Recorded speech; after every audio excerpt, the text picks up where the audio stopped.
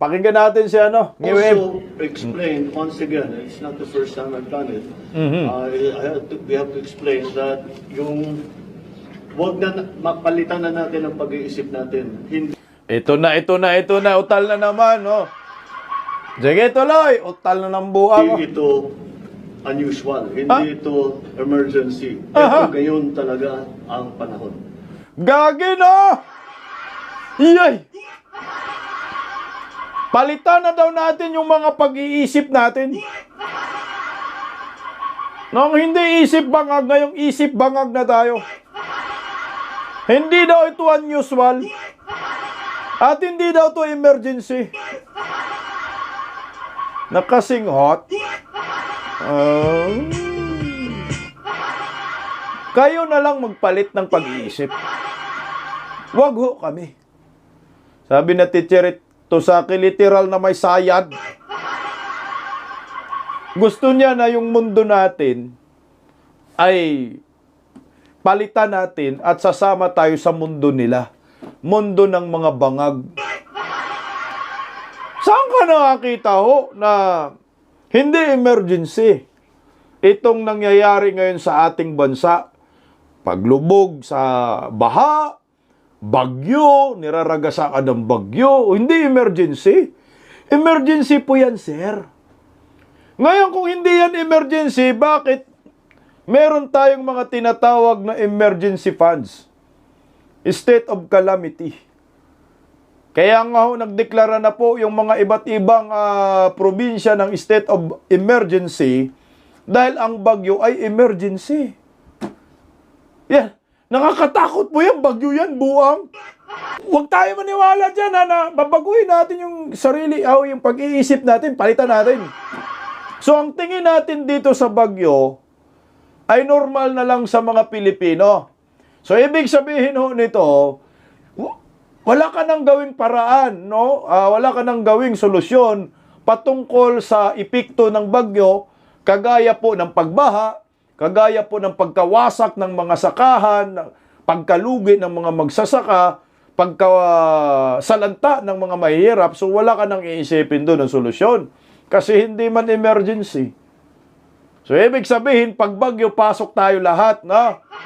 Yung mga kabataan, wag na po kayo mag-absent. So yung mga eskwelahan, wag na po kayo magdeklara na walang pasok kasi hindi po ito emergency. Ang buang talaga, no? Nasiraan na ng utak ito. Again ha, hindi ho ako sangayon dyan na para bang isipin na ho natin na pag may bagyo, okay lang yan, bagyo lang yan. Tara, tuloy ang buhay natin. Kahit nagliparan na yung mga yero, okay lang, yero lang yan. Kahit baha na, sige, pasok pa rin tayo sa trabahoan, baha na. Sige, lulutang yung mga sasakyan. Ganun ba yung nasa utak nito? Ang tindi, no? Wala na, Yor. Talagang magpa-hair follicle drug test ka na, Yor. Hindi ho po pwedeng ganun, guys, eh. Parang baguhin mo yung pagtingin mo sa bagyo. Ang bagyo po ay nakakatakot. Ang bagyo po ay emergency po. Alam nyo po ba na kaya nga meron tayong tinatawag na disaster unit, eh? Kasi emergency.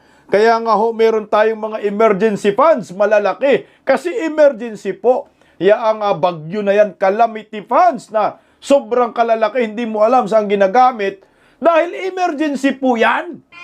Dahil ito ho, sa kasaysayan ng bansang Pilipinas, ang bagyo yung isa sa kinakatakutan ho natin. Bukod dito sa sa lindol.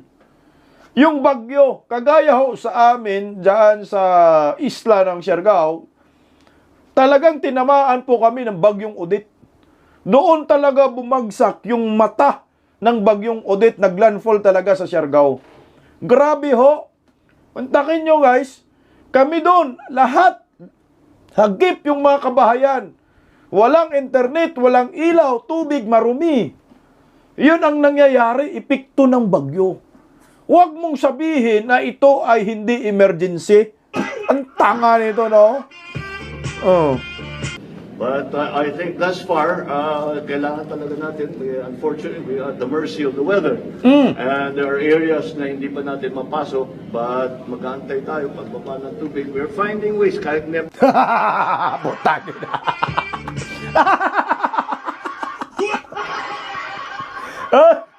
Yung mga lugar po na hindi daw mapapasok, hintayin lang daw muna yung bumaba yung tubig. Tangang buwag. Ba't ito naging presidente to? Ay, yung mga nabaha daw, pasensya na ho kayo. Pag bumaba na lang daw yung tubig, ha? Saka siya pupunta. Malunod muna kayo. Ang tanga nito. Anong klaseng presidente ho ito? Kaya nga mag-rescue ka eh. Ba't ka magre-rescue? Patay na, rescuehin mo.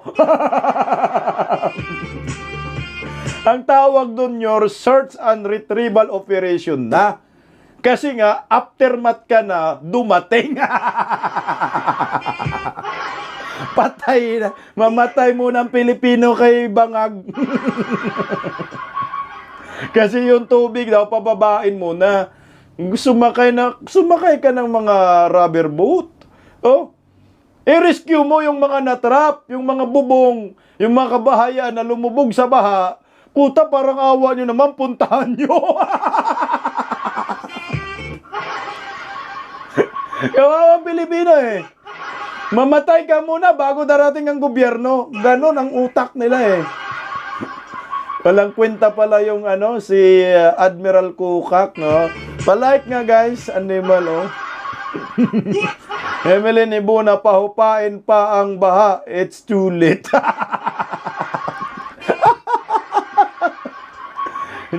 Gerardo, wala ng Pilipinas, talagang kawawang Pilipino, apektado na talaga, wala nang alam talaga. Wala nga eh. Utangay na, hindi alam. Pagdating sa kabagyuhan, pagdating sa kabahaan, sakuna. Kaya nga, anong gagawin natin? Puta, mag-resign ka, kawawang Pilipino sa'yo. Pwede ba yun na pag merong baha, saka na daw sila pupunta pag humupa na daw yung baha? Taga.